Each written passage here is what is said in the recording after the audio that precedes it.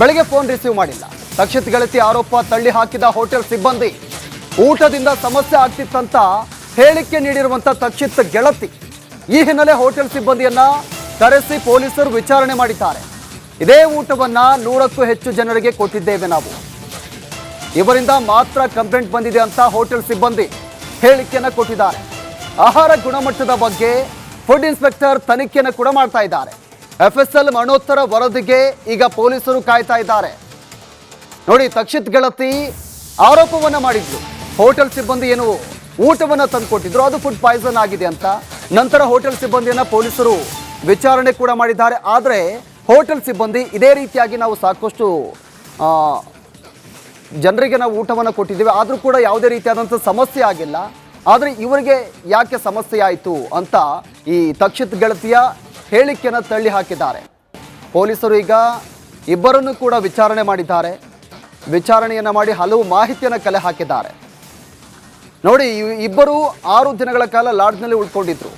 ಅದಾದ ಬಳಿಕ ತಕ್ಷಿತ್ ಗೆಳತಿ ಮನೆಗೆ ವಾಪಸ್ ಹೋಗಿದ್ರು. ಪುನಃ ಫೋನ್ ಕೂಡ ಮಾಡಿದ್ಲು, ಊಟವನ್ನು ತರಿಸಿಕೊಟ್ಟಿದ್ಲು, ಎಲ್ಲ ಕೂಡ ಆಗಿತ್ತು. ಮತ್ತೆ ಈ ಲಾಡ್ಜ್ನ ಬಿಲ್ ಪೇ ಕೂಡ ಅವಳೇ ಮಾಡಿದ್ಲು. ಈ ವಿಚಾರಕ್ಕೆ ಸಂಬಂಧಪಟ್ಟಂತೆ ನಮ್ಮ ಪ್ರತಿನಿಧಿ ಅರವಿಂದ್ ನಮ್ಮ ಜೊತೆ ನೇರ ಸಂಪರ್ಕದಲ್ಲಿದ್ದಾರೆ. ಅರವಿಂದ್, ಇದೀಗ ಒಂದೇ ಲಾಡ್ಜ್ನಲ್ಲಿ 6 ದಿನ ಉಳ್ಕೊಂಡಿದ್ರು. ಅದಾದ ಬಳಿಕ ವಾಪಸ್ ಹೋಗಿದ್ಲು.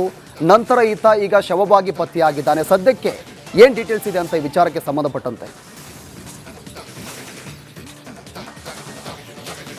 ಎಸ್ ಪ್ರವೀಣ್, ಖಂಡಿತವಾಗ್ಲೂ ಕೂಡ ಪುತ್ತೂರಿನ ಹುಡುಗ ತಕ್ಷಿತ್ ಏನಿರ್ತಾರೆ ಅವರು ಹಾಗೆ ಅವರ ಫ್ರೆಂಡ್ ಏನಿರ್ತಾರೆ ಅವರು ಆ ಒಂದು ಖಾಸಗಿಯ ಲಾಡ್ಜ್ನಲ್ಲಿ ಅವರು ಸ್ಟೇ ಆಗಿರ್ತಾರೆ. ಸ್ಟೇ ಆದಂಥ ಸಂದರ್ಭದಲ್ಲಿ ರಾತ್ರಿ ಒಂದು ಊಟವನ್ನು ಕೂಡ ಅವರು ಒಂದು ಖಾಸಗಿ ರೆಸ್ಟೋರೆಂಟ್ನಿಂದ ಪಾರ್ಸಲ್ ಆರ್ಡರ್ ಮಾಡಿರ್ತಾರೆ. ಬಳಿಕ ಅದನ್ನು ಸೇವನೆ ಮಾಡಿದ ಬಳಿಕ ಅವರಿಗೆ ಇಬ್ಬರಿಗೂ ಕೂಡ ಫುಡ್ ಪಾಯ್ಸನ್ ಆಗಿರುತ್ತೆ. ಆ ಬಳಿಕ ಅವರು ವಾಮಿಟ್ ಮಾಡ್ಕೊಂಡಿರ್ತಾರೆ.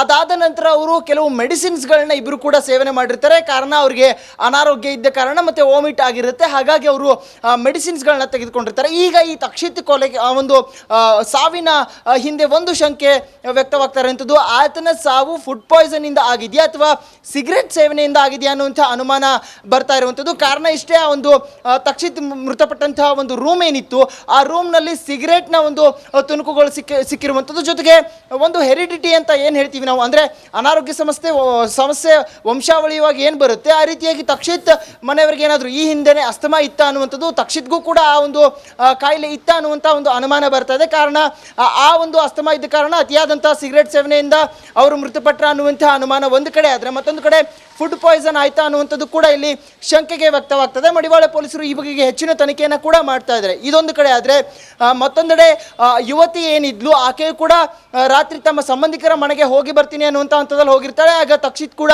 ಬಿಲ್ನ ಪೇ ಮಾಡಿ ಹೋಗು ಅಂದಿರ್ತಾನೆ. ಹಾಗಾಗಿ ಹೋಟೆಲ್ನ ಬಿಲ್ ಪೇ ಮಾಡಿ ಹೋಗಿರ್ತಾಳೆ. ಬಳಿಕ ಮಾರನೇ ದಿನ ಬೆಳಗ್ಗೆ ಆಕೆ ಫೋನ್ ಮಾಡಿದಾಗ ಅದಕ್ಕೆ ಯಾವುದೇ ರೀತಿಯಾದಂಥ ಉತ್ತರಿಸಿರೋದಿಲ್ಲ. ಹಾಗಾಗಿ ರಿಸೆಪ್ಷನ್ಗೆ ಆಕೆ ಫೋನ್ ಮಾಡಿ ಹೇಳ್ತಾಳೆ.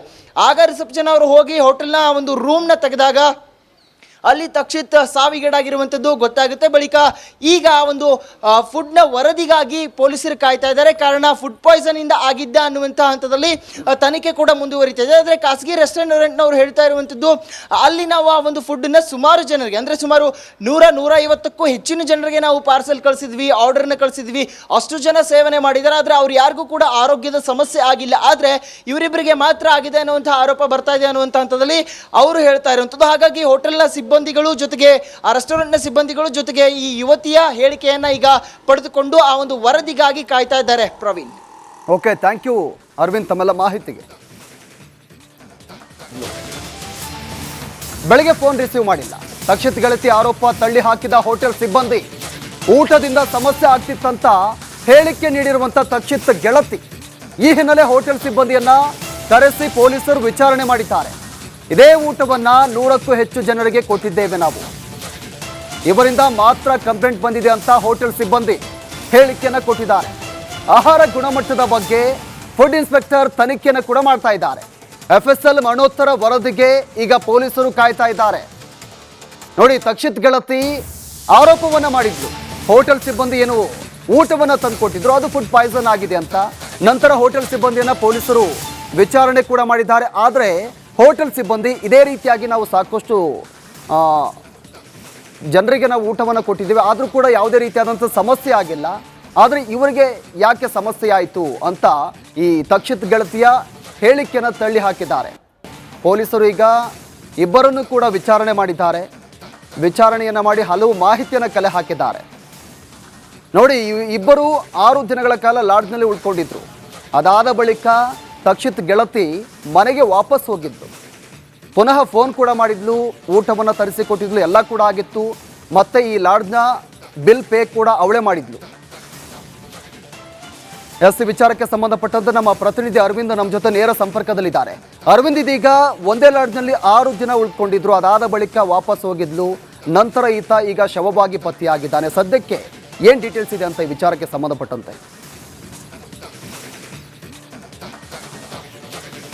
ಎಸ್ ಪ್ರವೀಣ್, ಖಂಡಿತವಾಗ್ಲೂ ಕೂಡ ಪುತ್ತೂರಿನ ಹುಡುಗ ತಕ್ಷಿತ್ ಏನಿರ್ತಾರೆ ಅವರು ಹಾಗೆ ಅವರ ಫ್ರೆಂಡ್ ಏನಿರ್ತಾರೆ ಅವರು ಆ ಒಂದು ಖಾಸಗಿಯ ಲಾಡ್ಜ್ನಲ್ಲಿ ಅವರು ಸ್ಟೇ ಆಗಿರ್ತಾರೆ. ಸ್ಟೇ ಆದಂಥ ಸಂದರ್ಭದಲ್ಲಿ ರಾತ್ರಿ ಒಂದು ಊಟವನ್ನು ಕೂಡ ಅವರು ಒಂದು ಖಾಸಗಿ ರೆಸ್ಟೋರೆಂಟ್ನಿಂದ ಪಾರ್ಸಲ್ ಆರ್ಡರ್ ಮಾಡಿರ್ತಾರೆ. ಬಳಿಕ ಅದನ್ನು ಸೇವನೆ ಮಾಡಿದ ಬಳಿಕ ಅವರಿಗೆ ಇಬ್ಬರಿಗೂ ಕೂಡ ಫುಡ್ ಪಾಯ್ಸನ್ ಆಗಿರುತ್ತೆ. ಆ ಬಳಿಕ ಅವರು ವಾಮಿಟ್ ಮಾಡ್ಕೊಂಡಿರ್ತಾರೆ. ಅದಾದ ನಂತರ ಅವರು ಕೆಲವು ಮೆಡಿಸಿನ್ಸ್ಗಳನ್ನ ಇಬ್ಬರು ಕೂಡ ಸೇವನೆ ಮಾಡಿರ್ತಾರೆ. ಕಾರಣ ಅವರಿಗೆ ಅನಾರೋಗ್ಯ ಇದ್ದ ಕಾರಣ ಮತ್ತು ವಾಮಿಟ್ ಆಗಿರುತ್ತೆ. ಹಾಗಾಗಿ ಅವರು ಮೆಡಿಸಿನ್ಸ್ಗಳನ್ನ ತೆಗೆದುಕೊಂಡಿರ್ತಾರೆ. ಈಗ ಈ ತಕ್ಷಿತ್ ಕೊಲೆಗೆ ಆ ಒಂದು ಸಾವಿನ ಹಿಂದೆ ಒಂದು ಶಂಕೆ ವ್ಯಕ್ತವಾಗ್ತಾ ಇರುವಂಥದ್ದು, ಆತನ ಸಾವು ಫುಡ್ ಪಾಯ್ಸನ್ ಇಂದ ಆಗಿದೆಯಾ ಅಥವಾ ಸಿಗರೆಟ್ ಸೇವನೆಯಿಂದ ಆಗಿದೆಯಾ ಅನ್ನುವಂಥ ಅನುಮಾನ ಬರ್ತಾ ಇರುವಂಥದ್ದು. ಕಾರಣ ಇಷ್ಟೇ, ಆ ಒಂದು ತಕ್ಷಿತ್ ಮೃತಪಟ್ಟಂತಹ ಒಂದು ರೂಮ್ ಏನಿತ್ತು, ಆ ರೂಮ್ನಲ್ಲಿ ಸಿಗರೆಟ್ನ ಒಂದು ತುಣುಕುಗಳು ಸಿಕ್ಕಿರುವಂಥದ್ದು. ಜೊತೆಗೆ ಒಂದು ಹೆರಿಡಿಟಿ ಅಂತ ಏನು ಹೇಳ್ತೀವಿ ನಾವು, ಅಂದರೆ ಅನಾರೋಗ್ಯ ಸಮಸ್ಯೆ ವಂಶಾವಳಿಯಾಗಿ ಏನು ಬರುತ್ತೆ, ಆ ರೀತಿಯಾಗಿ ತಕ್ಷಿತ್ ಮನೆಯವರಿಗೆ ಏನಾದರೂ ಈ ಹಿಂದೆನೇ ಅಸ್ತಮಾ ಇತ್ತ ಅನ್ನುವಂಥದ್ದು, ತಕ್ಷಿತ್ಗೂ ಕೂಡ ಆ ಒಂದು ಕಾಯಿಲೆ ಇತ್ತ ಅನ್ನುವಂಥ ಒಂದು ಅನುಮಾನ ಬರ್ತಾ ಇದೆ. ಕಾರಣ ಆ ಒಂದು ಅಸ್ತಮಾ ಇದ್ದ ಕಾರಣ ಅತಿಯಾದಂಥ ಸಿಗರೆಟ್ ಸೇವನೆಯಿಂದ ಅವರು ಮೃತಪಟ್ಟರು ಅನ್ನುವಂಥ ಅನುಮಾನ ಒಂದು ಕಡೆ ಆದರೆ, ಮತ್ತೊಂದು ಕಡೆ ಫುಡ್ ಪಾಯ್ಸನ್ ಆಯ್ತಾ ಅನ್ನುವಂಥದ್ದು ಕೂಡ ಇಲ್ಲಿ ಶಂಕೆಗೆ ವ್ಯಕ್ತವಾಗ್ತದೆ. ಮಡಿವಾಳ ಪೊಲೀಸರು ಈ ಬಗ್ಗೆ ಹೆಚ್ಚಿನ ತನಿಖೆಯನ್ನು ಕೂಡ ಮಾಡ್ತಾ ಇದ್ದಾರೆ. ಇದೊಂದು ಕಡೆ ಆದರೆ, ಮತ್ತೊಂದೆಡೆ ಯುವತಿ ಏನಿದ್ಲು ಆಕೆಯು ಕೂಡ ರಾತ್ರಿ ತಮ್ಮ ಸಂಬಂಧಿಕರ ಮನೆಗೆ ಹೋಗಿ ಬರ್ತೀನಿ ಅನ್ನುವಂಥ ಹಂತದಲ್ಲಿ ಹೋಗಿರ್ತಾಳೆ. ಆಗ ತಕ್ಷಿತ್ ಕೂಡ ಬಿಲ್ನ ಪೇ ಮಾಡಿ ಹೋಗು ಅಂದಿರ್ತಾನೆ. ಹಾಗಾಗಿ ಹೋಟೆಲ್ನ ಬಿಲ್ ಪೇ ಮಾಡಿ ಹೋಗಿರ್ತಾಳೆ. ಬಳಿಕ ಮಾರನೇ ದಿನ ಬೆಳಗ್ಗೆ ಆಕೆ ಫೋನ್ ಮಾಡಿದಾಗ ಅದಕ್ಕೆ ಯಾವುದೇ ರೀತಿಯಾದಂಥ ಉತ್ತರಿಸಿರೋದಿಲ್ಲ. ಹಾಗಾಗಿ ರಿಸೆಪ್ಷನ್ಗೆ ಆಕೆ ಫೋನ್ ಮಾಡಿ ಹೇಳ್ತಾಳೆ.